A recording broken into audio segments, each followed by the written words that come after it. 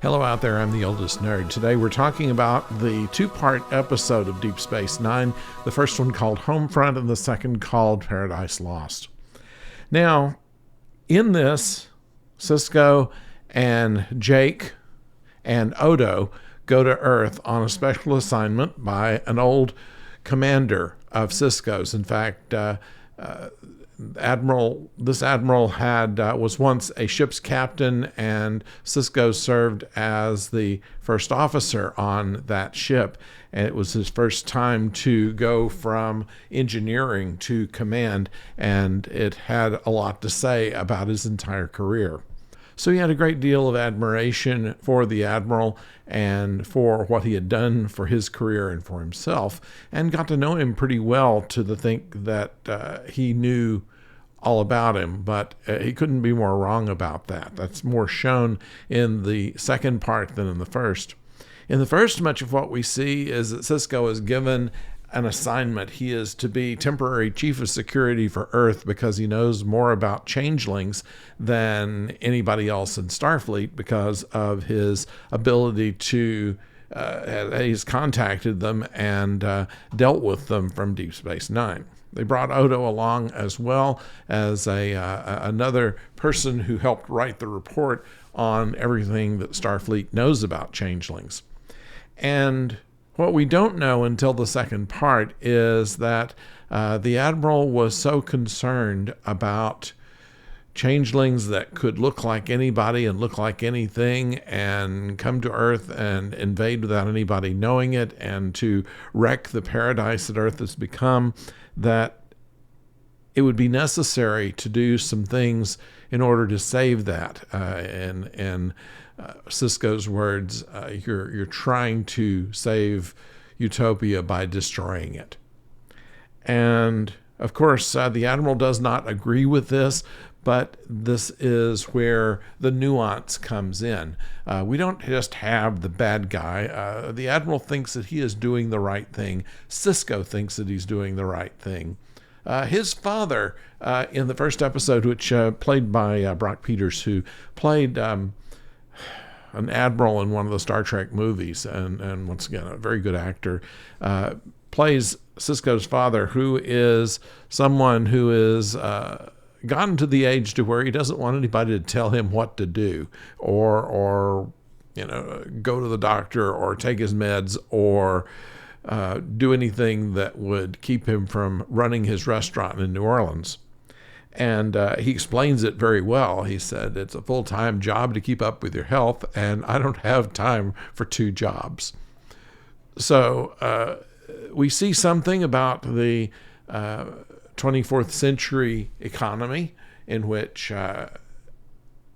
Sisko's dad runs a restaurant because there is replicated food and there is real food. And so he does this real food. It doesn't show how they actually pay for it or how that actually works.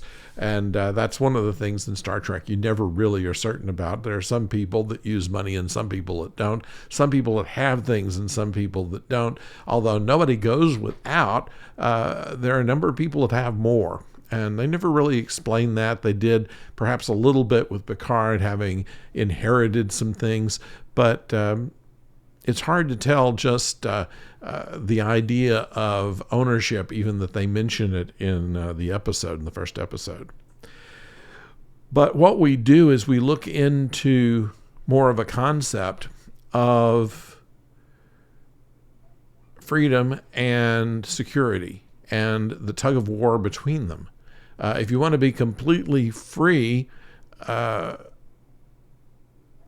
you have to sacrifice a certain amount of security. If you want to be completely secure, you have to sacrifice a certain amount of freedom. And so this balance, I think, is something that they're addressing here. And we see on the one hand of the Admiral saying, well, we need to all be secure. And Sisko's dad saying, no, we all need to be free. And what comes out to is that you can't be completely free and you can't be completely secure. And somewhere in the middle, there has to be a happy point. And while they don't really establish what that would be, in these two episodes. They do present the argument very effectively through two very good actors of Brock Peters as Sisko's dad and Robert Foxworth as Sisko's mentor and the Admiral.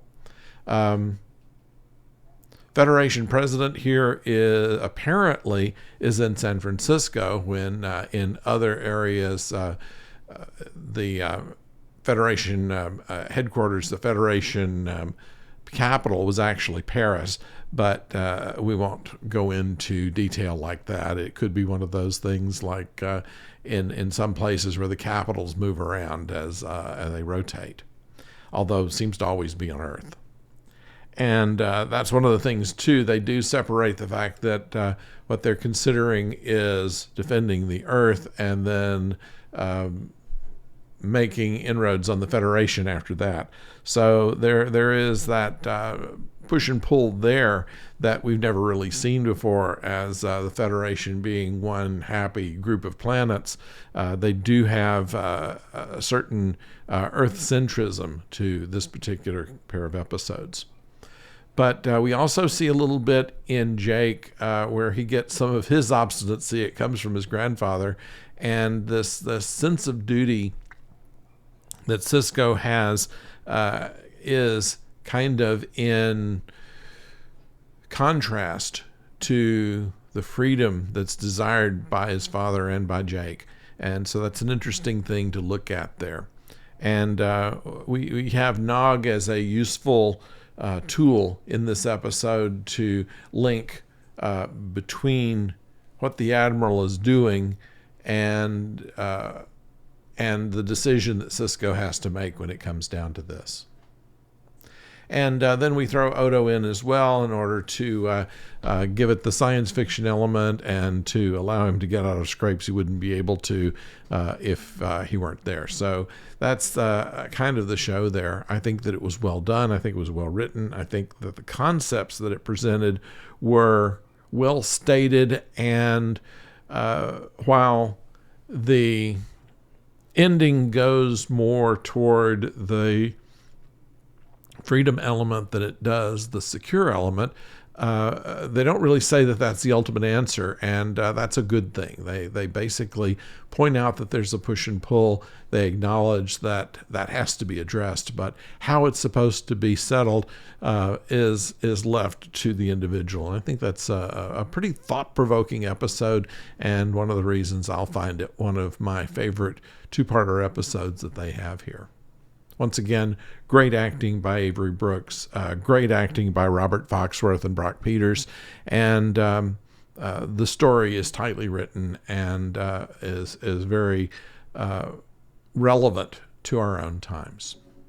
So I'd like you to subscribe if you have not done so. Also, if you'd leave any comments that you have below, we will read all of them and answer most of them. So thank you for joining us, and until next time. And by the way, we will be reviewing the new Star Trek Section 31 movie on Friday, so tune in for that. Until then, don't go far.